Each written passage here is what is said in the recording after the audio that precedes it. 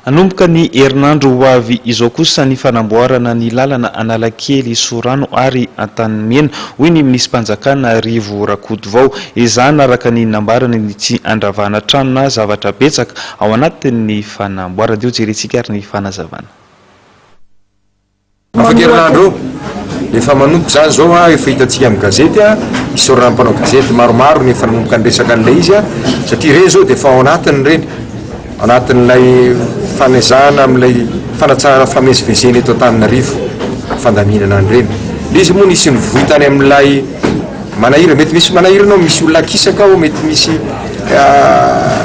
zavatra tsy maintsy amboarinao ko anao zavatra ve moa anao le olona mivarotra eny amin'ny trottoir ve tsy ho asorina kosa moa kanefa le tombontsoa aoriana tombontsoan'ny betsaka no tsy maintsy njovona anomboka zany iny amin'ny Porsary iny hitantsika efa anomboka ihany koa avy eto amin'ny Frezy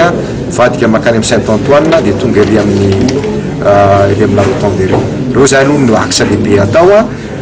ny tena marina izy ireo nezahana mba tsy dia hoe androtana zavatra be da be indrindra fa mitranon'olona fa raha fivarotana amoron-dalana amin'ny trottoir kosa ve na misy anankiray ety amin'ny lalana Ambotovony iny fivarotana lehibe anankiray dia teny eo amin'ny trottoir eo mihitsy izy no nanangana reny kosa reo tsy maintsy efa resahana izy azy zao efa nisy asa hoe travail en amont zany efa lasany olona miteny mampandre hoe alohanareo miala satria misy fandaminana atao fa reo amin'ny Porsary tena mba mafisiko mihitsy fa tsy hoe hiala akory ny tsena amin'ny Porsary fa misy fandaminana zay atao eo.